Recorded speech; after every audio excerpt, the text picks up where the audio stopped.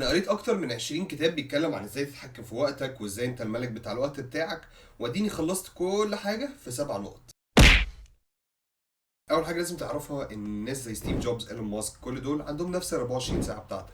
فالمشكله مش في الوقت، المشكله في انت ازاي بتستخدم وقتك. ففكره اللي انا ما عنديش وقت دي غلط، يعني دي طريقه تفكير غلط. اللي انا دايما انا مسحول، انا ما عنديش وقت، الكلام ده.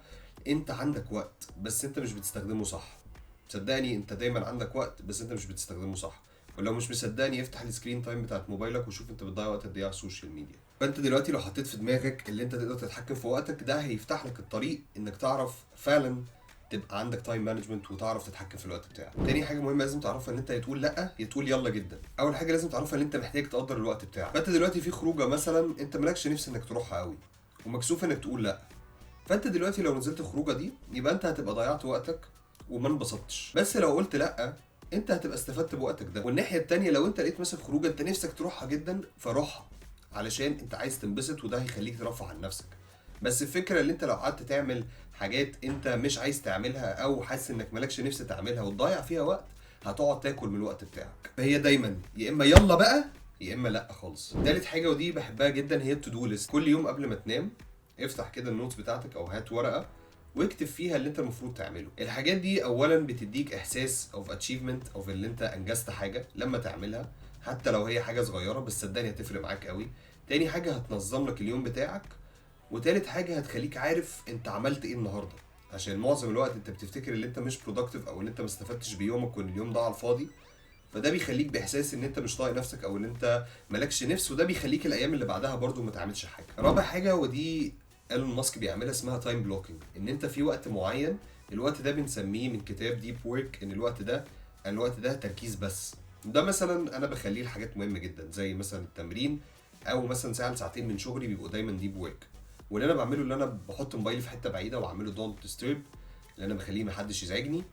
وانا وتركيز بس، يا اما في التمرين يا اما في الشغل بركز جدا جدا فيها.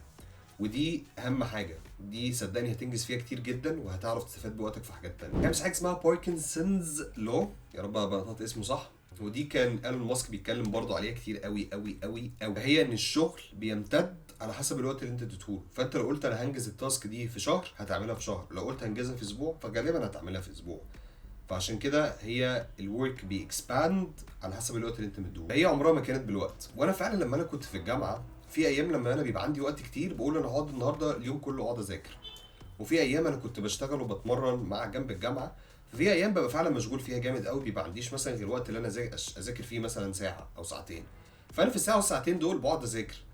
وسبحان الله انا في الايام اللي انا بقعد فيها ساعه وساعتين انا بنجز فيها اكتر بكتير من الايام اللي انا عندي اليوم كله اذاكر فيه.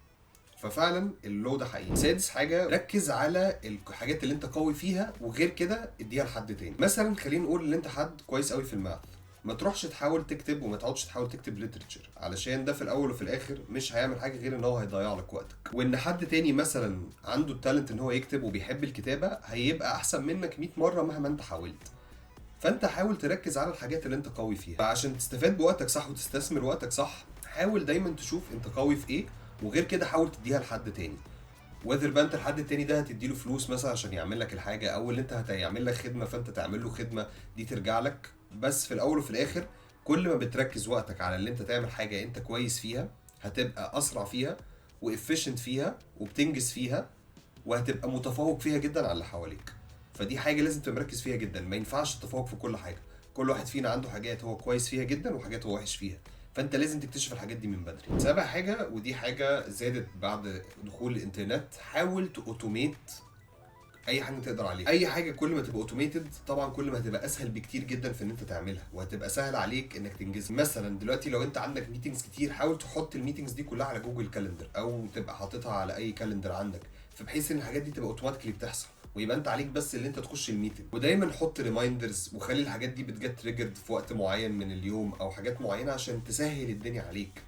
فانت كل ما هتوتوميت كل ما انت هيتشال من عليك عيب انك هتقعد لسه تفكر. فانت بحيث ان انت محتاج بس تعمل الحاجات دي مره واحده، وهي الحاجات دي خلاص السيستم اتبنى فهيشتغل لوحده وانت مش واخد بالك. كل اللي عليك تعمله ان انت تركز على التاسكس والحاجات المهمه اللي انت تعملها، وبكده يبقى انت عرفت تعصر الوقت بتاعك صح. وطبعا اهم حاجه الموبايل بتاعك. الموبايل بتاعك بياكل حوالي من 4 ل 5 6 ساعات according to study اتعملت. 5 6 ساعات بيضيعوا كده. فصدقني انت اهم حاجه لازم تعملها ان انت لازم تاخد بالك من موبايلك. تحط بقى اب ليميتس، تحاول تركز، حاول تشوف انت ازاي تستفاد بوقتك من على الموبايل. بس انت موبايلك ده صدقني هو ممكن يكون السبب الاساسي في ان انت مش عارف تستغل وقتك صح. وفي بونص في اخر الفيديو قررت اخبيه للاخر. هقول لك الخمس كتب اللي فعلا عجبوني جدا في التايم مانجمنت. اول كتاب اسمه ميك تايم بتاع جيك، تاني كتاب اسمه ايت ذات فروج بتاع براين، تالت كتاب اسمه ذا تشيك ليست بتاع اتول تقريبا، رابع كتاب 4 اور ورك ويك بتاع تيم فيرس، خامس كتاب ديب وورك بتاع كال. اتمنى يكون الفيديو ده عجبك، وهسيب هنا احسن 5 بزنس كتب انا قريتهم، يمكن الفيديو ده كمان يعجبك. اشوفكم في فيديو تاني ان شاء الله.